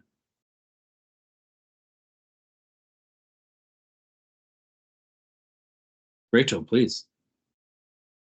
Hi, yeah, I have, when we were talking about the educational policies, that's definitely important for us, but I feel like not quite at the level that was being discussed, like trade shows, industry learning, like we need to work on way more basic than that, like collaborative decision making. And where I'm really seeing the weakness here, just a little background, we have about 4 or 5 people that have been around a long time together, and we're trying to grow the organization so that we can make some more things happen. And you know, the 4 or 5 of us, we don't even think about it. We talk things out, we make our decisions, and we're at a stage in our business where we do a lot of talking. It's like every week there's a couple hour meeting, and new people coming in just aren't used to a non-hierarchical structure. They keep looking around to see who's the boss, and they seem, you know, afraid to jump in or afraid to say, oh yeah, I'll take that piece of work, that's right up my alley, and they're just waiting for somebody to assign them a job because they're so used to always having a boss and somebody always being in charge. And you know, short of telling them to, you know, read the classics, pull out your Engels or something, you know, I would love some good resources for how to help people make that transition from the hyper authoritarian standard capitalist structure into an egalitarian, you know, peer-to-peer cooperative structure. Rachel, I'm so glad that you brought that up. And I know we've been emailing a little bit too. VAWC has 2 big resources on this. One is a workshop built directly to talk to members, especially new members, but anybody. And also the people in this virtual room. There's practitioners right here. And I understand that there's a lot of hesitation to go to some new meeting. You don't know people. But I really want to encourage anyone that is encountering the challenge to be a good cooperator, to come to these meetings and to see the people doing it, and to see leaders in the area who are building more cooperatives and engage. So I'd love to follow up more with you on that. Cool, thank you. Just a Yes. quick follow-up. Are there any like basic resources, like a pamphlet that I can hand out, something so you want to get out of capitalism, the little trifold brochure I can hand somebody to just give them the basics? Well, I think if we start with the workshop we built specifically for this, that could be a great resource. People can look through the slideshow, and we've got references to other tools there. Cool. And I Thank think you. it's a larger conversation too. Great, thanks. Closing minute. Any closing thoughts?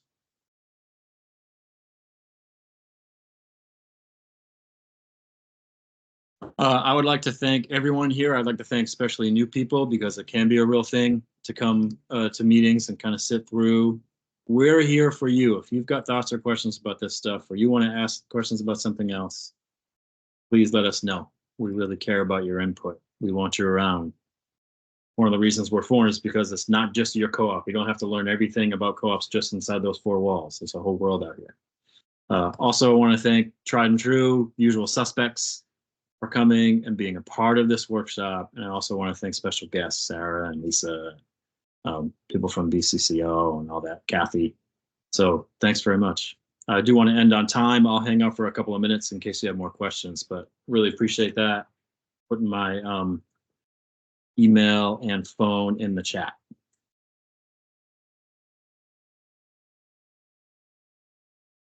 So thanks, folks. Bye, Sarah. Bye, Lisa. Bye, everyone who's leaving. Thanks very much.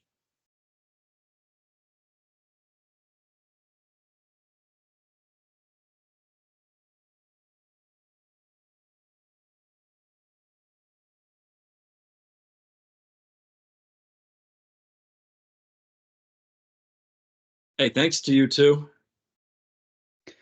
Yep, sounds like it went well. Sorry, I Good missed times. it. Hey, well, we're recording. In fact, sorry, let me stop recording. Oh, great. I recorded it, so we can send that out, and we can even